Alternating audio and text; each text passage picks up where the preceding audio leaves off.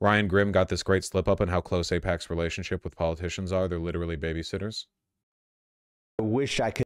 They're not registered. Is there any other Republican who has your views on this? Well, I have Republicans who come to me on the floor and say, I wish I could vote with you today. Yours is the right vote, but I would just take too much flack back home.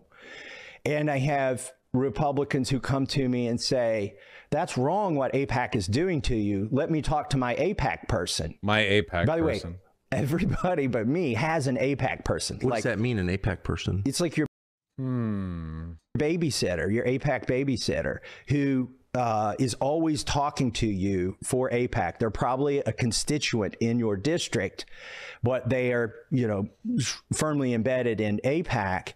And I need to remind everyone, because people frequently forget this and they're like, jump to conspiracism. Okay. AIPAC is like, AIPAC is as representative of Israel and its interests as pro-life groups are the interests of fetuses and babies. Like, are pro-life groups out there repping for children's welfare and for free school lunches and for like free prenatal care and blah blah? No, of course not. The fact that they're pro-life is just like a convenient id-pull wedge that they can point to while pushing their real agenda, which is the revocation of women's rights, right? Like, that's what pro-lifers actually care about. That's what they actually do politically. They're not out there helping babies. And likewise, AIPAC supports Israel only in the most like Venn diagram aligned interest sort of ways. It's not Israeli power. It's just American conservative power. American police, American military industrial complex, American like foreign chauvinists and like neo-colonial types and we rule the world types, and conservatives and evangelicals. It's a massive, very wide tent coalition that all just, it's a lot more convenient to name themselves after Israel than it is to name themselves after, I don't know, we're like the pro-war pack, you know? We're the evil pack. It's just a massive super lobby that or like super PAC lobbying group that aligns with Israel because Israel is like a vehicle for a lot of those broader political positions. Always keep that in mind. So Israel didn't fund AIPAC. What do you think that means? Israel doesn't like national spending fund AIPAC? No, like there are lots of Zionists and Israeli guys in AIPAC because it's a massive broad tent, but it's not like, it's not Israel controlling America.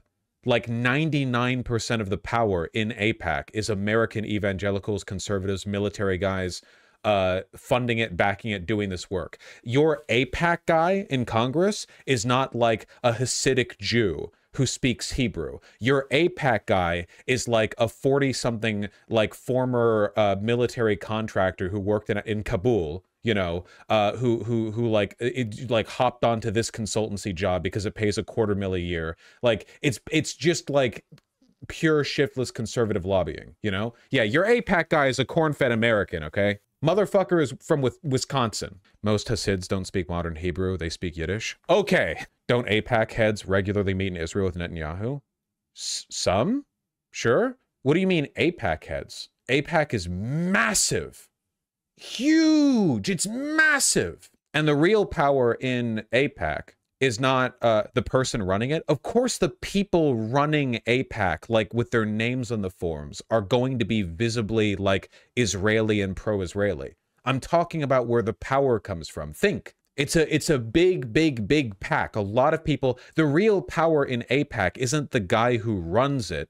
It's the people who fund it. Without money, AIPAC is worthless. And it's incredibly powerful. They meet with everyone. They have power everywhere. And it's not Israeli power. And every member has something like this? I don't know how it works on the Democrat side, but that's how it works on the Republican side. And when they come to DC, you go have lunch with them. And they've got. So is this guy here to do like Nazi conspiracism with Tucker Carlson? Is that what he's here to do? This guy's House Rep Thomas Massey from Kentucky. He's a useless politician who claims to be pro-liberty and drinks milk directly. He's one of the raw milk guys? Yeah! Yes. My favorite kind of guy. Yes! A cup of raw milk every day is one of the best medicines. Yeah, man. Sure. Whatever.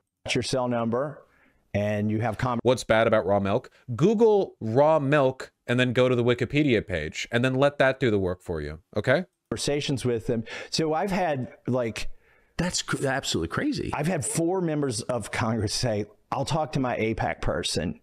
And like, it's literally what we call them, my AIPAC guy.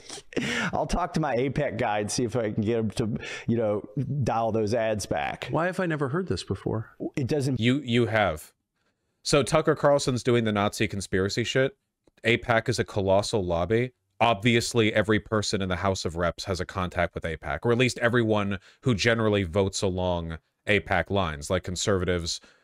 Yeah, like he's only pretending to have not heard this before. Benefit anybody. Why would they want to tell their constituents that they've basically got a buddy system with somebody who's representing a foreign country? They're not representing a foreign country. It doesn't benefit the congressman for people to know that, so they're not going to tell you that. Have you seen any? Congressmen don't disclose all the lobbyists they talk to in general. That's not, and that has nothing to do with that has nothing to do with AIPAC. That's just the nature of lobbying. Do congressmen go out and they're like, yeah, here are the lobbyists I talked to today? What are you talking about? Any other country do anything like this? Like no. Russia? Yeah, yes. Oh, you mean like in America? No country does anything like this because AIPAC isn't a representative of Israel. Russia obviously determines the outcome of our elections. We keep hearing True. that. Does anyone have a God, he immediately praised Russia because that's where a lot of his money and clout comes from, yeah. Putin guy that they talk to?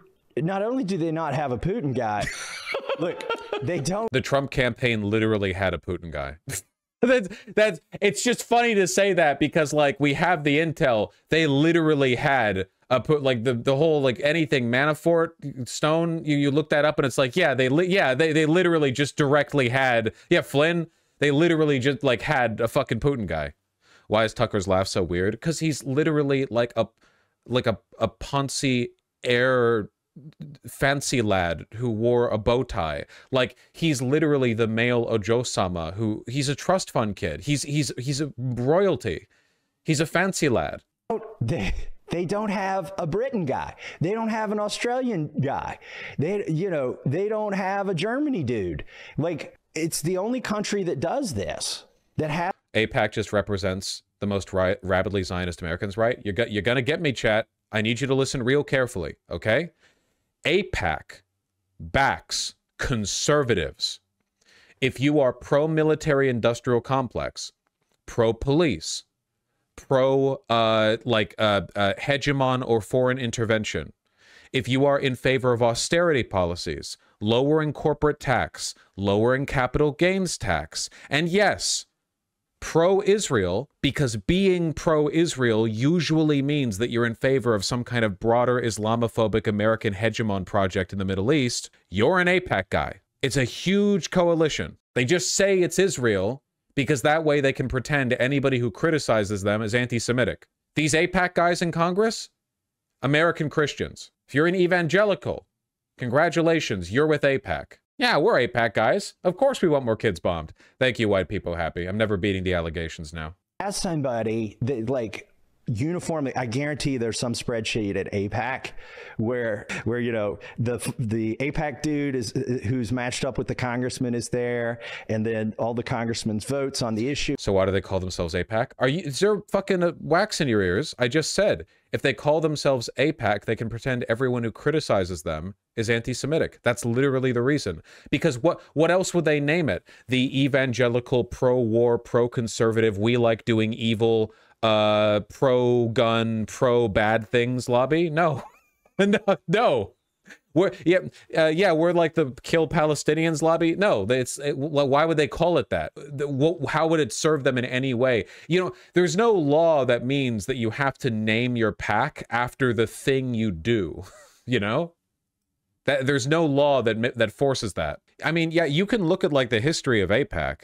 Initially, the American Zionist Committee for Public Affairs, then renamed to the American Israeli Public Affairs Committee. Oh, this is actually super boring. AIPAC spent $3.5 million on lobbying 2018. They spent less then. They're going to be spending a hell of a lot more now. AIPAC has supported loyal incumbents, even when opposed by Jewish candidates, and the organization has worked to unseat pro-Palestinian incumbents. Pro-Palestinian incumbents are almost always also left-leaning. It's just the easy wedge to go after them for. AIPAC had been pushing the the Iraq war from the beginning, according to Rep. Jim Moran. A report in the New Yorker reported AIPAC lobbied Congress in favor of the war. However, according to the Jewish News, AIPAC never lobbied for or supported the war. Once it was clear the Bush administration was determined to go to war in Iraq, AIPAC cheered from the sidelines. If you look at the history of what AIPAC is doing, it's like literally always what the Christian conservatives want. Oh, has the congressman been to Israel? They pay for trips for congressmen and their spouses to go to Israel. I may be, I mean, I'm not the only Republican who hasn't taken the AIPAC trip to Israel, but I'm probably one of a dozen that hasn't taken that trip, and the other ones just haven't got around to it. What's the trip like? Do you know? It's kind of like, I think, vacation-y. You go see the wall, you go see the, the sites, things like that. It's such a great, I must say, it's such a great country, Jerusalem especially. It's just such a wonderful place that's got to have a big effect. You go like swim in the Dead Sea. Yeah, like, I've done that. Yeah. Not on an AIPAC trip, but right. I would recommend it to anyone. Are you sure it wasn't an AIPAC trip? I paid for it myself. No, I mean, it's weird vibes. It's just funny. I mean, I am a legit lover of Israel, of the place Israel. Right. I like the people. And I like, look, here, just because this keeps getting like brought up, AIPAC's super PAC, the United Democracy Project. Oh, it's called the United Democracy Project. So these guys must be really in favor of democracy, right? Like AIPAC is like the is American Israeli fucking action committee, so like this must be the super pro democracy project. So it's for super pro democracy people. Like, yeah, the fact that they align with Israel gives them a much more effective wedge they otherwise wouldn't be able to utilize, because now they can cater, or they can sort of like earn support based on being pro-Israeli, because it's easier to cover up a lot of bad politics as being under the umbrella of pro-Israel. Does that make sense? Top donors to AIPAC-tied political groups. Founder of WhatsApp, founding member of High State Ventures, CEO of Green Sky, co-founder of Home Depot. Lot of wealthy people. That's pretty crazy. I mean, are you telling me all these guys are like super crazy dyed-in-the-wool Zionists, or is this just another instance of super wealthy people donating to conservative causes? Oh, here we go. Chair of the Conference of Presidents of Major American Jewish Organizations. That's quite a mouthful. You all get the point. I love the food, and like the whole thing is so great. Look, but that's distinct from the government of Israel, which is just a foreign government. My sense is the people are very entrepreneurial. Yeah. Totally. They're minded, they care about... Yeah, Home Depot invests in AIPAC because they know people are going to have to buy a lot of wooden boards from them to rebuild the Gaza Strip afterwards. Home Depot's playing the long game. They're like, yeah, man, people are going to be coming up here with their Ford F-150s. They're going to be buying... Is Home Depot in Israel? Yeah, that's why Ben Shapiro got that one wooden board. That was the board he was going to lay down. Is it accurate to say that AIPAC is more aggressive in the Gaza issue than other conservative agenda items? Yes. I'm not saying that AIPAC doesn't rep Israeli issues. I'm saying that it's a huge coalition united in a wedge that allows them to get away with a lot of aggressive politicking that they otherwise couldn't. All of this gives the impression of foreign interference, but in reality, it's not true. Even if Israel just suddenly, for some reason, like, I don't know, got genie wished out of existence or whatever, all the money going into AIPAC would still just go into another similar organization that pushes similar goals, just without Israel being attached to it. Israel isn't like the power fulcrum here, How else do you explain so many supporters of Israel being evangelicals and anti-Semites? About their country, that they're generally good people, right? That's certainly been my experience in trips there, for sure. It's great. It's just I think it's probably one of my favorite, maybe my all-time favorite place to go with my family. But that's genuinely crazy. That's just a completely different thing from taking orders from its government. See what he just did right there? Everyone has an AIPAC guy, therefore you're taking orders from its government. That's not what that means. That is not what that means. AIPAC is a pack. That's the anti-Semitic conspiracy theory. No, Benjamin. Benjamin, I really think that you're overcomplicating a good deal. I've pretty much explained the deal here. All right, Artemy, I hear you. It's puppet master shit. Yeah, the idea that like Israel is nefariously controlling America is total bullshit. Like Israel is literally just a settler colonial project that a lot of American conservatives are interested in. So they're going to like go to a bunch of different lengths to defend it. Artemy, you can come in. Oh my God, I got the door closed because of noise. You want in? Oh, you want the red light again? Do you crave the red light? He craves the red light. He craves the red light. Like, okay, let me try to think. Let me try to think of like the closest example that I could possibly think of here. Okay, let me just try to think this. Okay, all right. Okay, America didn't get involved into World War II until, I always forget, is it 42 or 41? Is it 41 or 42? 41? Thank you. Okay. So imagine back in 1939, World War II begins, right? And there is a PAC made, a political action committee made in America where, and the name of this is like the, I don't know, British American Partnership. BAP. Okay? All right? It's called BAP. All right?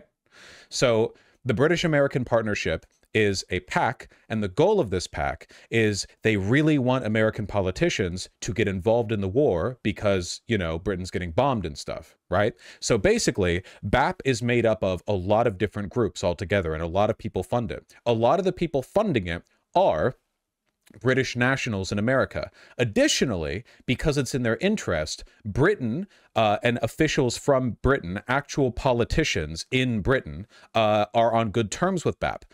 They occasionally visit America to like give rousing speeches and donate money to BAP. They make an effort to promote BAP's interests and work with them, okay?